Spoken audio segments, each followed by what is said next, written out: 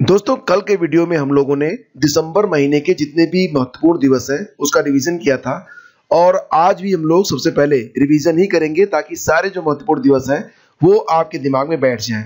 और दोस्तों जैसा कि मैंने बताया था कि प्रतिदिन अगर आप हमारे करंट अफेयर्स को देख रहे हैं तो सभी इंपॉर्टेंट डेज उसकी जो थीम होती है इसके साथ साथ जो उससे जुड़े हुए इंपॉर्टेंट फैक्ट है सारी चीजें हम लोग प्रतिदिन डिस्कस कर रहे हैं। तो बात करते हैं 1 दिसंबर की। 1 दिसंबर को प्रतिवर्ष मनाया जाता है विश्व एड्स दिवस। 2 दिसंबर को होता है राष्ट्रीय प्रदूषण नियंत्रण दिवस और 3 दिसंबर को अंतरराष्ट्रीय विश्व दिव्यांग दिवस के रूप में मनाया जाता है। भारतीय नौसेना दिवस मनाया जाता है प्रतिवर्ष 4 दिसंबर को। अंतरराष्ट्रीय स्वयं सेवक दिवस ये प्रतिवर्ष 5 दिसंबर को सेलिब्रेट किया जाता है। इसके बाद आता है विश्व मृदा दिवस जो कि 5 दिसंबर को ही प्रतिवर्ष मनाया जाता है। तो यहां पर याद रखना कि जो विश्व मृदा दिवस है ये काफी इंपॉर्टेंट है और इंडोनेशिया के राजा थे राजा भूमिबोल, उन्हीं के जन्मदिन पर प्रतिवर्ष 5 दिसंबर को विश्व मृदा दिवस मनाया जाता है। सशस्त्र सेना झंडा दिवस ये प्रतिवर्ष 7 दिसंबर को होता है और 7 दिसंबर को ही अंतरराष्ट्रीय नागरिक उड्डयन विमानन दिवस भी मनाया जाता है। फिर बात करते हैं अंतरराष्ट्रीय भ्रष्टाचार निरोधक दिवस के बारे में। ये प्रतिवर्ष 9 दिसंबर को होता है। विश्व मानवाधिकार दिवस ये बहुत इंपॉर्टेंट है, ये 10 दिसंबर को मनाया गया था और प्रतिवर्ष कब होता है 10 दिसंबर को।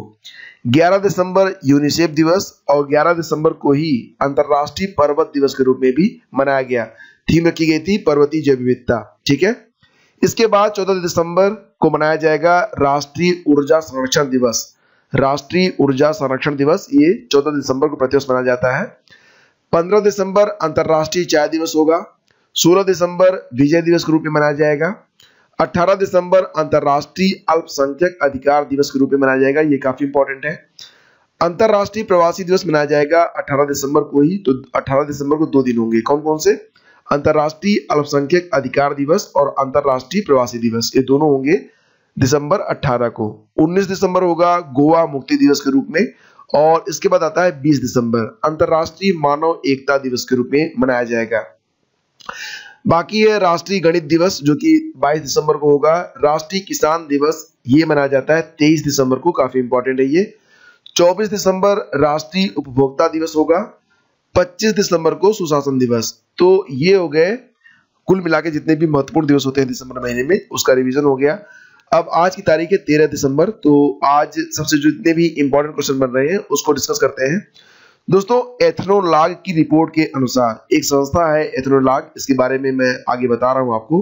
फिलहाल एथनोलॉग ने एक रिपोर्ट जारी की है जिसके अनुसार दुनिया की तीसरी सर्वाधिक बोली जाने वाली जो भाषा है वो हिंदी बन गई है।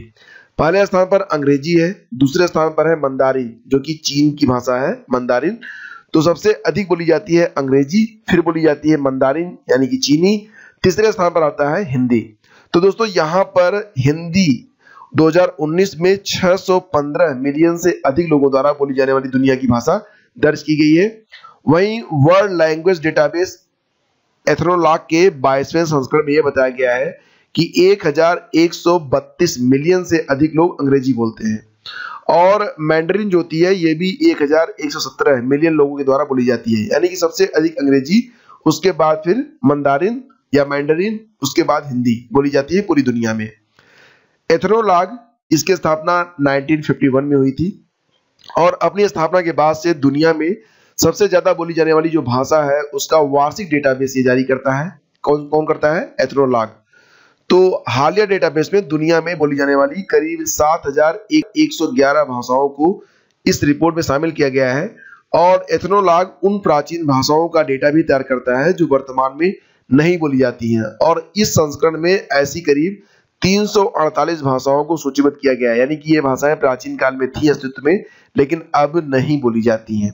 ठीक है, इंटरनेशनल डे ऑफ न्यूट्रलिटी यानी कि अंतरराष्ट्रीय तटस्थता या फिर अंतरराष्ट्रीय निष्पक्षता दिवस ये प्रतिवर्ष मनाया जाता है 12 दिसंबर को। तो ये जरूर याद रखना आप, इंटरनेशनल डे ऑफ न्यूट्रलिटी ये प्रतिवर्ष कब मनाया जाता है? 12 दिसंबर को। और 2017 में यूनाइटेड नेशन के द्वारा इस दिवस की घोषणा की गई थी। और दोस्तों तटस्थ देश कौन से होते हैं? तो कोई भी संप्रभु राष्ट्र जो अन्य राज्यों के बीच युद्ध में सभी की भागीदारी रोकता है और जुझारू लोगों के प्रति निष्पक्षता का रवैया रखता है उसे तटस्थ देश कहा जाता है। अपनी बारी में जुझारू लोगों को इस संयम और निष्पक्षता को पहचानना चाहिए। 12 दिसंबर को ही एक महत्वपूर्ण दिवस और था, अंतर्राष्ट्रीय सार्वभौमिक स्वास्थ्य कवरेज दिवस। अंतर्राष्ट्रीय सार्वभौमिक स्वास्थ्य कवरेज दिवस ये मनाया गया था 12 दिसंबर को, जिसकी थीम रखी गई health for all protect everyone. Health for all protect everyone. दोस्तों, इस लेक्चर की पीडीएफ को अगर आप प्राप्त करना चाहते हैं तो आप हमारी वेबसाइट studyvidgyanprakash.com या फिर हमारे टेलीग्राम चैनल स्टडी विद ज्ञान प्रकाश पर विजिट कर सकते हैं, जहां पर आपको इस पीडीएफ को प्राप्त करने का ऑप्शन मिल जाएगा। चलिए आगे बढ़ते हैं। Asia Pacific vaccine access facility, इसको कहेंगे एपी वैक्स।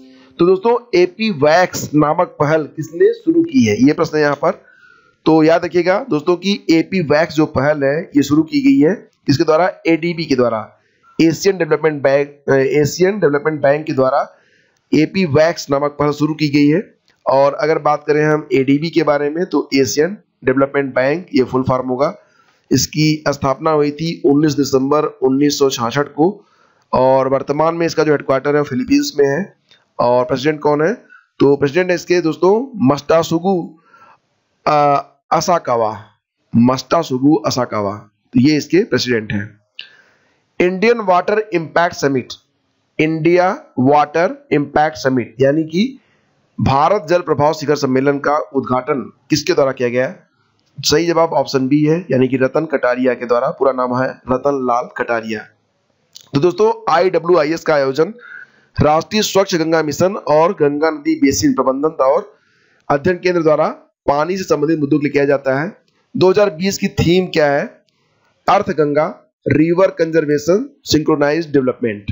हाल ही में सुरेश कुमार को किस देश में भारत का नया राजदूत नियुक्त किया गया है? तो दोस्तों, सुरेश कुमार को पाकिस्तान में भारत का राजदूत नियुक्त किया गया है। काफी इंपॉर्टेंट प्रश्न बन रहा है ये।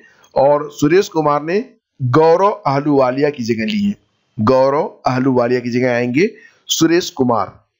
दिव्यांगों को सहायक उपकरण उपलब्ध कराने के लिए किस राज्य ने महाशरद नामक योजना शुरू की है? महाशरद योजना दोस्तों, यहाँ पर महा जुड़ा हुआ है तो ये महाराष्ट्र, इसको आप ऐसे याद रख सकते हैं। तो ऑप्शन बी इसका बिल्कुल करेक्ट है। और महाराष्ट्र की बात हो रही है तो महाराष्ट्र के जो गवर्नर है वो है भगत सिंह कोश्यारी और सीएम कौन है? उद्धव ठाकरे, जो कि शिवसेना से है।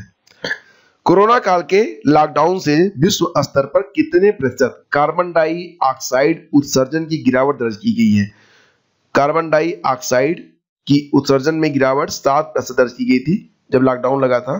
तो जैसा कि आप लोग जानते हैं कार्बन डाइऑक्साइड CO2 से इंडिकेट किया जाता है। तो ऑप्शन बी इसका बिल्कुल करेक्ट है। कमला देवी चट्टोपाध्याय बुक प्राइज 2020 से किसे सम्मानित किया गया है? तो दोस्तों, कमला देवी चट्टोपाध्याय बुक प्राइज 2020 से जयराम रमेश और अमित आहूजा दोनों को सम्मानित किया गया है। विकल्प सी हमारा यहाँ पर बिल्कुल सही है। और जो किताब है अमित आहूजा की उसका नाम क्या है? मोबिलाइजिंग द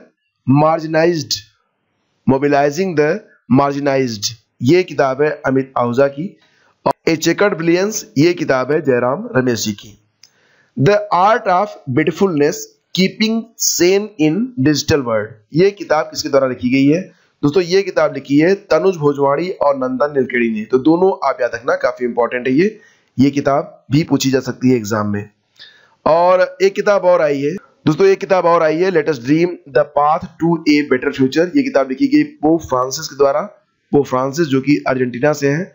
और 9वां सतत पर्वत विकास सम्मेलन 2020 का आयोजन देहरादून में हो रहा है। तो ये भी इंपॉर्टेंट पॉइंट है। थीम बहुत बड़ी है, मैं आपको बता देता हूं, हालांकि इंपॉर्टेंट नहीं है। Emerging pathway for building A resilient post covid mountain economy adoption innovation and acceleration. Ladakh literature festival का दूसरा संस्करण 2020 में आयोजित हो रहा है और लद्दाख के गवर्नर हैं RK माथुर, राधाकृष्ण माथुर। लद्दाख की स्थापना हुई थी मतलब एक केंद्र शासित प्रदेश के रूप में 31 अक्टूबर 2019 को।